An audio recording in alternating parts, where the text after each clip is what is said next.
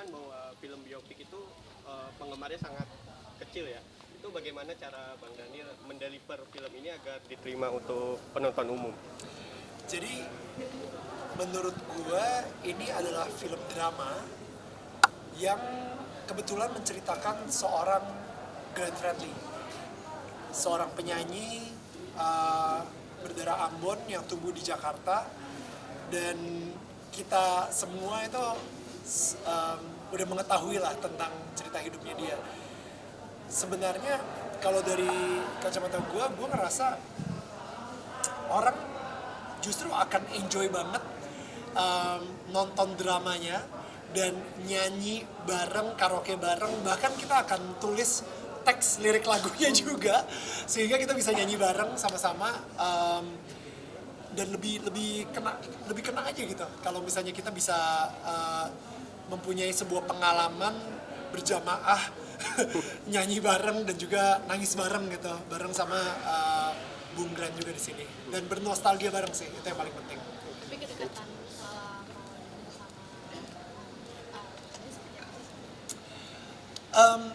In all honesty, kalau saya ditanyain soal kedekatan, gue cuman ngobrolnya di backstage. Gue kalau misalnya kita nggak pernah duduk ngopi bareng atau ngeteh bareng gitu, tapi kita benar-benar cuman ketemunya di backstage, di belakang panggung.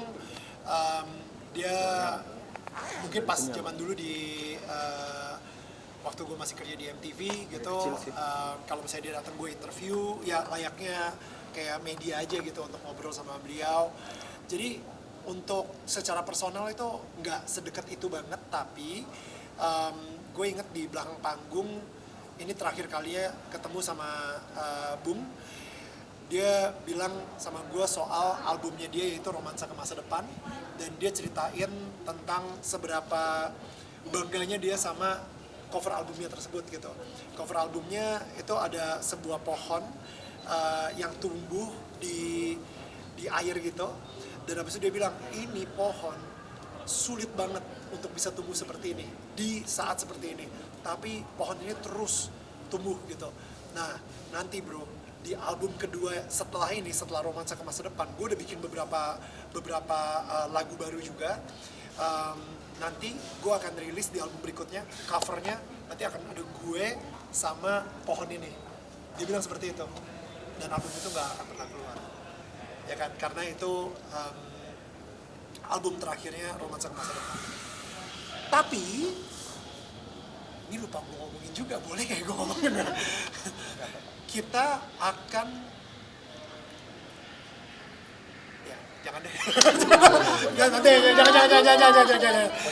maaf banget, nggak bisa, gue dimarahin nanti sama, aduh, Di spill dikit aja, di spill. jangan, udah, jangan, gue jadi takut, gue lebih dimarahin.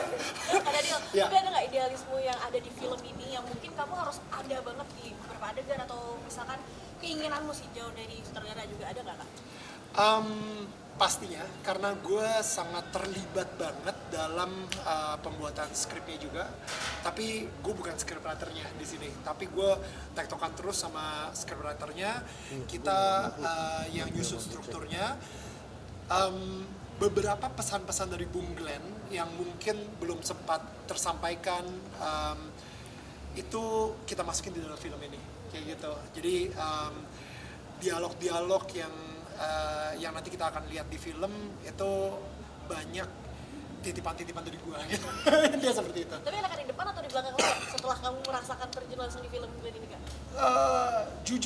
Jujur kalau dari gua sebenarnya emang ini kan film kedua yang kita produksi ya. Jadi sebelumnya Susi Susanti dan sekarang Glenn Fredly. Jadi kalau misalnya apakah suka di depan atau di belakang layar, gue suka di dua-duanya karena gue ini adalah seorang komunikator.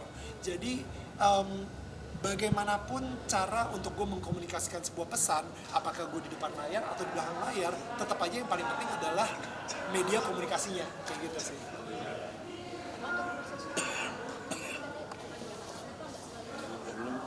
Siapa yang ngomong? Cuma di Jakarta. Ini jangan goyah. Jangan goyah. Ya.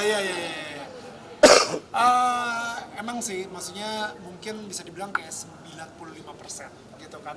Yes, di Ambon ada sedikit-sedikit kita ambil montage dan lain-lain dan tapi kenapa ya yang namanya produser ya penghematan biaya guys gitu. Jadi kita pengen tadi ya selancar mungkin produksi ini.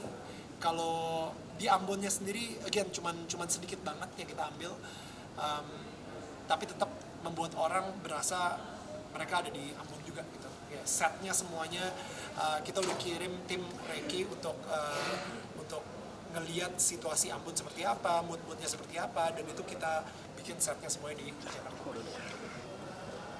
Syuting ya 21 hari ya, 21 hari.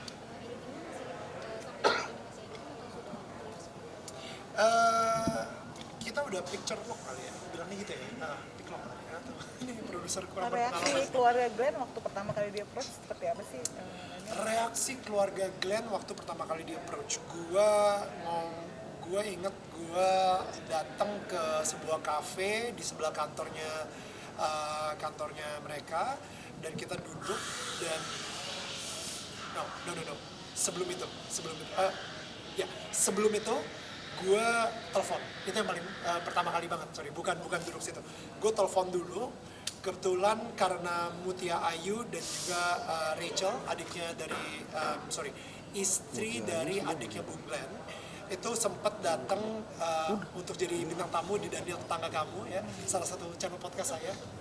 Wow, promosi banget, so selling, gak hard selling bisa. Jadi gue kebetulan udah kenal mereka, gue udah bisa WA mereka dan lain-lain gitu ya. Dan habis itu gue ngomong sama Rachel, gue bilang, Rachel, ini gue digerakkan untuk memproduserin film Bung Glenn Fredly kayak gitu. Kenapa Neil? Karena ya itu ada pembicaraan tersendiri. Gue bilang bla bla bla bla bla bla bla bla bla bla bla bla. Dan habis itu Rachel bilang, Neil, sorry, sebenarnya dari tadi gue taruh lo di speakerphone gitu. Ini suami gue, yaitu Moses, itu lagi ngedengerin juga. Dan habis itu, ini Moses pengen ngomong. Pas Moses mau ngomong, Neil, dan dia nangis. Cuman kayak gitu aja. And I knew straight away, kalau misalnya, this is gonna be a powerful collaboration. Kayak gitu. Moses nangis, dia nggak bisa ngomong. Gue bilang terima kasih ke dia. Dia juga bilang terima kasih ke gue karena ini sebuah isu yang ada sebuah pesan yang tadi gue bilang pengen gue komunikasikan. Ini sebuah pesan yang mungkin pengen disampaikan sama Bung Glenn tapi belum sempat tersampaikan, sehingga akhirnya bisa kita realisasikan melalui film ini, yaitu tentang cinta, musik, dan keluarga. Tadi boleh diterangin bla bla bla blanya itu apa aja yang membuat tergerakkan untuk? Ya, pastinya akan gue terangin nanti ketika kita rilis official trailer dan official soundtrack. Nah itu tuh. Jadi official soundtrack, official film, official trailer sama official poster. Ya. Daniel, tapi tadi sempat tanya ke juga, pada saat memerankan pernah nggak dia mungkin pikiran atau jadi mimpi? Lo pernah dimimpi Gak pernah. Jadi gue adalah orang yang tidak pernah dimimpiin oleh Glenn, walaupun banyak yang pernah, seperti Mutia Ayu khususnya, dan adiknya dari Bung Glenn juga. Tapi kalau gue ceritanya itu cukup aneh.